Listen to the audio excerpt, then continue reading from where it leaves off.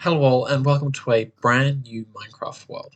I am the Survival Architect and I have just spawned into this brand new Minecraft single player world in 1.17 to play some survival Minecraft. Let's get into it. So I've included some data packs on this world like anti-enderman grief, some armor sand stuff and some more mob heads, etc. Just to make things a bit more fun. Give me more options when it comes to building, when it comes to just having a good time on the world. I'll probably find a mob head at some point pretty early on in this playthrough, but and when I do, I'll show you. I might mess around with some armor stand stuff in some of my builds, and generally just have a pretty good time with it. Okay, as you can see from my inventory, I've got some really basic materials, and now that I'm kind of a little bit set up, I just dug a little hole down here, grab some stone down there. Now that I'm set up, I am going to have a bit of a run around the world, see what's around here, and get some food from some cows, because, you know, that's kind of a Minecraft thing, murdering cows. But we're going to have a run around the world, see what's around, and get... oh, there's one of them. Here's a mob head. Hello.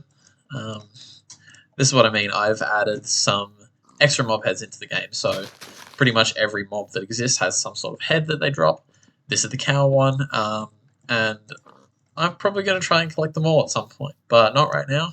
But we're going to run around, have a look around the world, and get set up in place. Oh, what's that? That would be a ruined portal from the 1.16 update. Okay, we'll take a look in here, loot it. I'll keep note of it because I want that crying obsidian. Oh, and there's a village over there as well. Oh, that's great. Alright. What have we got here? Oh, a clock, a whole bunch of iron, some obsidian, golden apple. I'm going to take this chest too because it's kind of rare at this point in the game. Annoying to get at this point in the game, I should say. Okay, I haven't crafted a bed yet. Oh.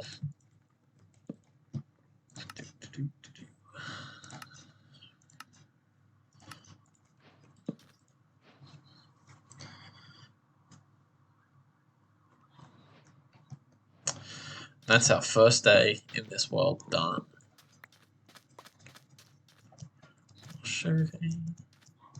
As I've been running along, you can see that I've grabbed some... oh, that's a new texture. Grabbed some more resources, some sugarcane, a little bit more wood, and a whole bunch of food that I've cooked up. Oh, I've cooked up some of it at least. Alright, let's head over to that village and have a look. Oh, what is that? Oh, it's one of the shattered savannas. You know what?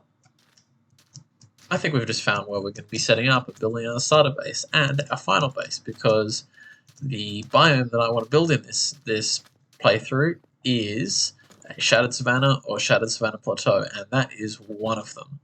Let's go and have a look at what one it is. Oh yeah, we found the village as well.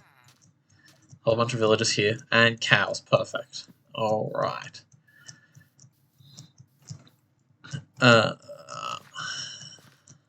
Alright, so I've just checked on the F3 screen around here. It's a shattered savanna plateau, so that is perfect for what I want to do. And it looks massive too. Wow, it's almost like amplified terrain. I really didn't want amplified terrain in this world, but I wanted to build an amplified terrain, so this was my next option, which this is going to be a really fun biome to build in. But we're going to build our starter base and set up basically our main survival, or get through the main survival bits of the game in this area with the villagers, because the villager trading hall is incredibly powerful. Cave. And then we'll move over there when we've started building our base. Okay, I managed to get a librarian stuck in a hole down here. I will be messing around with his trades later on, not right now. So he's just in there, and then we've got one more villager to get. I'm just going to go for this guy. I hate villagers so much. Like, they're so powerful, but they just suck when it comes to getting them in the right place. Say that. Okay, and we've got a farmer in place as well. So, there's all our villagers stuck in some cobblestone holes which they can't get out of and that zombies cannot get into. Alright.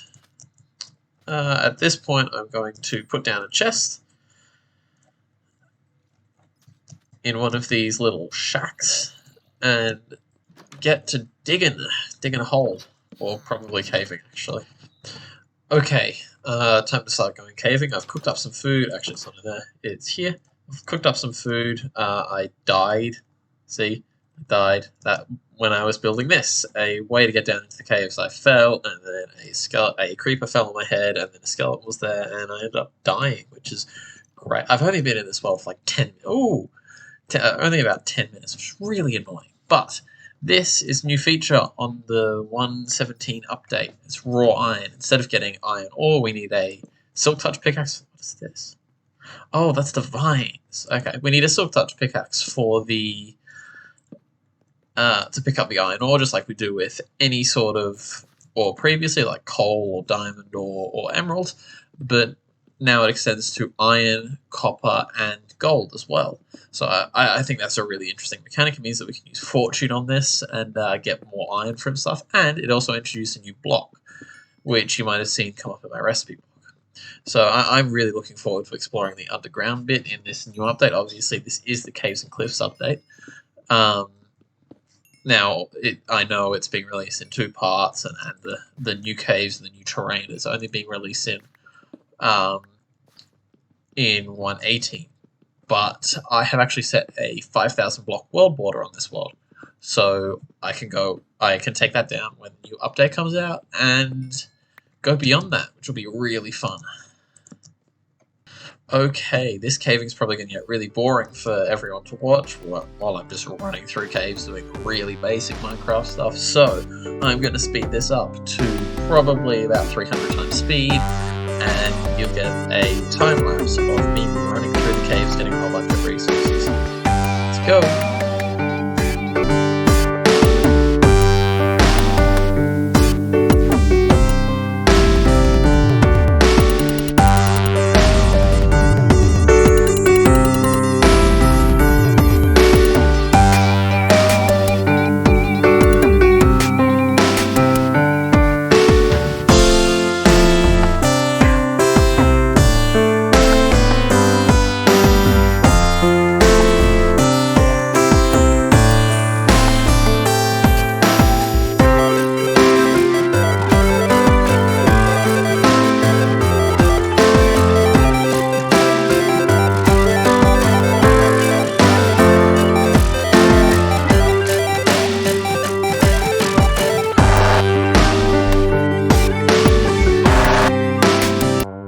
Okay, so I've just done a whole bunch of mining. I have died many times.